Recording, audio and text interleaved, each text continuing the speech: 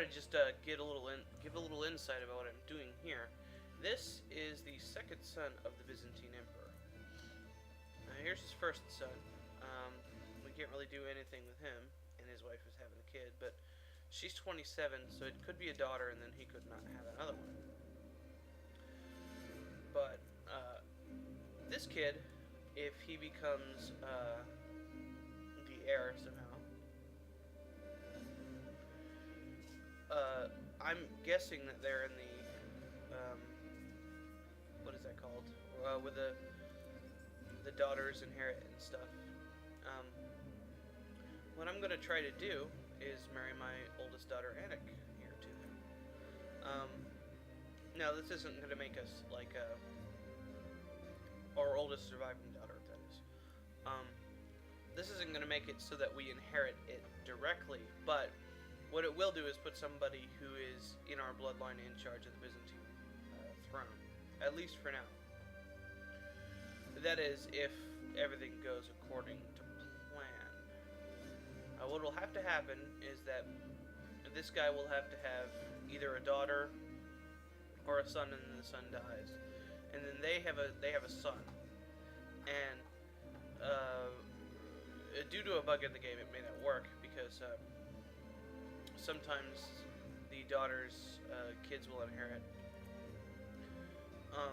But we'll just take that chance. We really have no other use for the daughter anyway, except for getting money or prestige when we marry her off.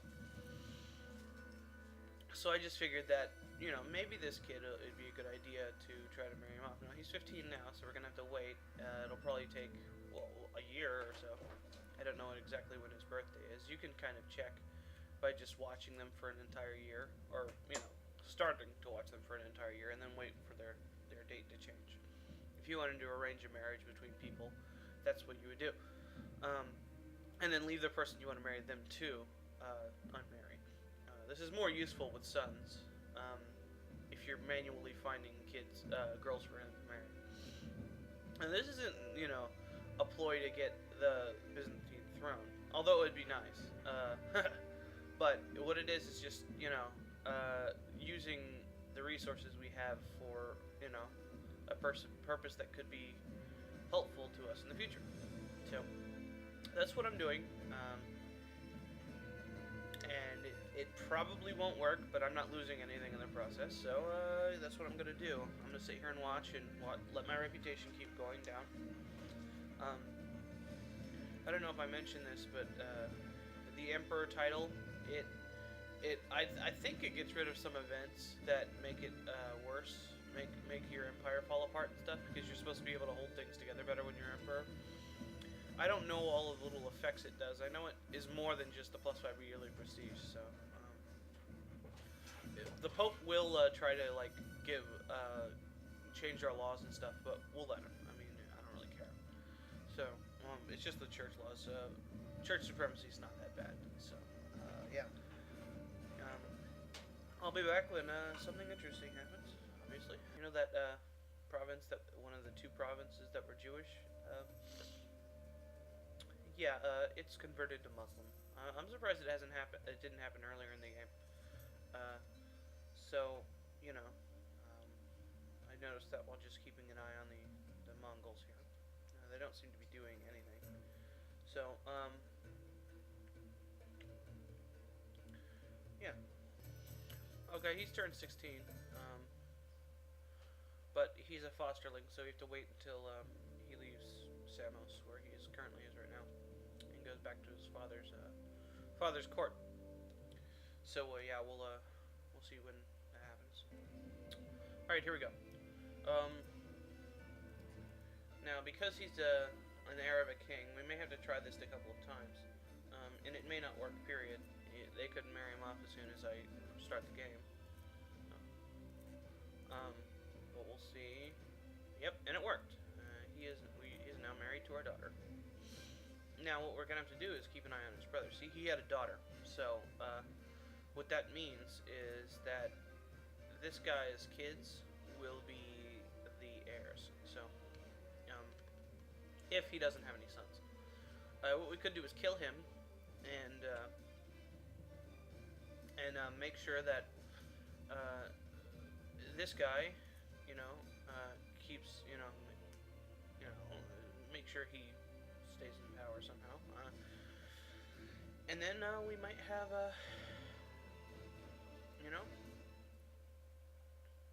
potentially people inheriting that are connected to our bloodline. Now, they won't be directly in our bloodline because it doesn't trace through females, but it kind of does if they're in the, so we're not going to inherit.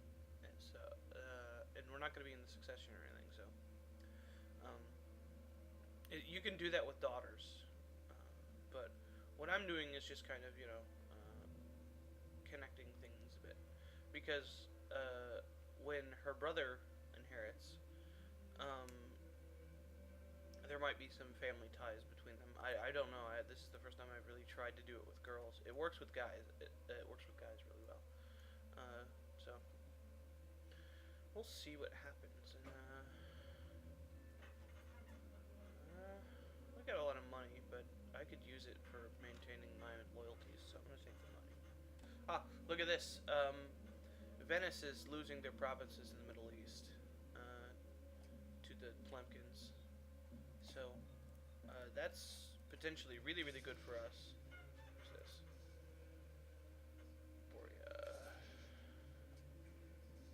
I don't know. Anyway, yeah. So we may not have to grab the province's titles from them, which would be really nice. So we wouldn't have to spend double prestige to get the provinces. And we do want these provinces, all but Amman maybe. We still kind of do want Amman eventually. So yeah, Pope is at war with somebody. I wonder who. I just kind of like to look around and see what's going on. The Zionids, so these guys. The Pope's probably going to win, because these are kind of crap provinces. Yeah, really, really crap provinces. Purple. Toledo. Okay. Just kind of part of the. No, they just had the same color. Thought they were part of the Seleucs. Yeah.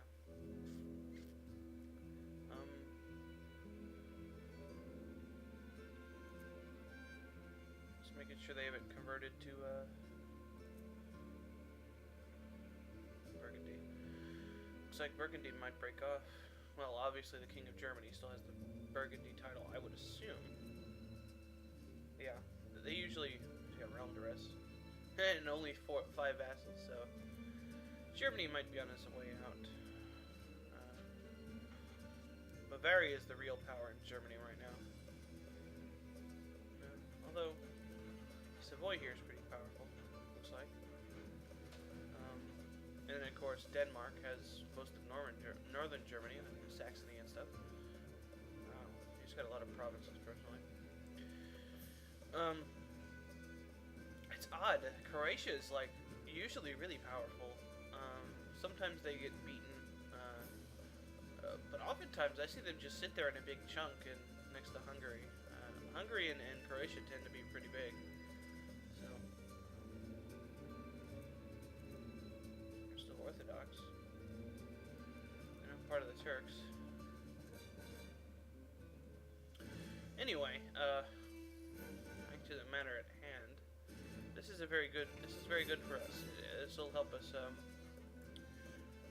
maintain our Arabian provinces better. Now this one might not be captured because it's only got 312 guys in it, and it's a large castle. Speaking of which, let's check our progress on our huge castle. Still like 3 years. But we'll just keep an eye on that and then wait for our reputation to go down. It's at, 0.3. But like I said, I really do want to get rid of some of these disloyal vassals, especially this guy. This guy just is, I don't know. He's not in our bloodline. He's disloyal. He's got a bazillion kids, and probably they're going to be disloyal too. Plus he's French. you know, it doesn't really mean anything, because since all of his provinces are Breton. It's just kind of annoying. He's like that guy, shit, I can't think of his name. Historically, the guy who kind of messed with the Kingdom of Jerusalem. I can't think of his name. So, yeah, I'm still in cultural conversion mode for these two provinces. It hasn't really made any progress. Nobody else has really been converting their stuff that I noticed. But we've been at war a lot, and that prevents that, so hopefully that will start to change.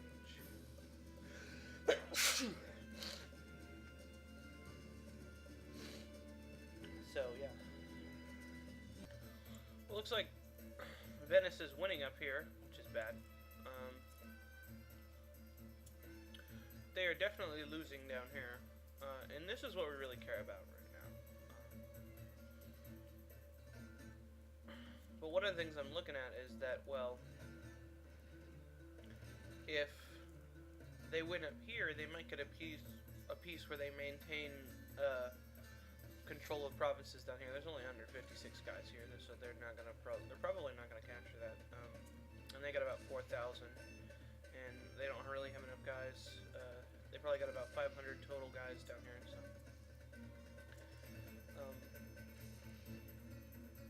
it's unlikely that they're going to win over here unless they pull provinces from down here. Now, what I'm hoping is that they're not actually allied with the Turks anymore. County of Kuwait. That's weird. Anyway, we're just keeping an eye on this. Our reputation is now. Oh, it's 0. Okay, I thought it was -1. 0.1. So what we're going to do is start taking provinces away from this man here, because we hate him. And I'll take a look around off screen and then make a decision on which one I want to do. Alright, I let the game run to the end of the month like I usually do, and I've decided that in terms of just pure nepotism, wanting to keep the stuff inside the family, that there's really no other better or worse candidate to, worse as the case may be, to get rid of. So what I'm going to do is I'm going to start taking away, I'll take away his Duke title first, and then I'll take away his personal title. Since he only controls one province, that means I can immediately give it away if I really wanted to. What that'll do is make it so that I can, in a shorter period of time, start taking these guys away. And since they only have one title, it'll be real quick, and then I can just give it away to them, so I have to wait this half as long. It's really nice that he did this. But one of the things that will do is make all of my disloyal vassals, or rebellious vassals, will lose more. They'll lose loyalty, about 25% for each one I take away, which is why I needed a lot of money. So that's what I'm going to do, and if he decides he doesn't want to do it and breaks off, then I'll declare war on him, and it'll be the same either way. So select him, revoke title. Here's the Duke title. Shut up.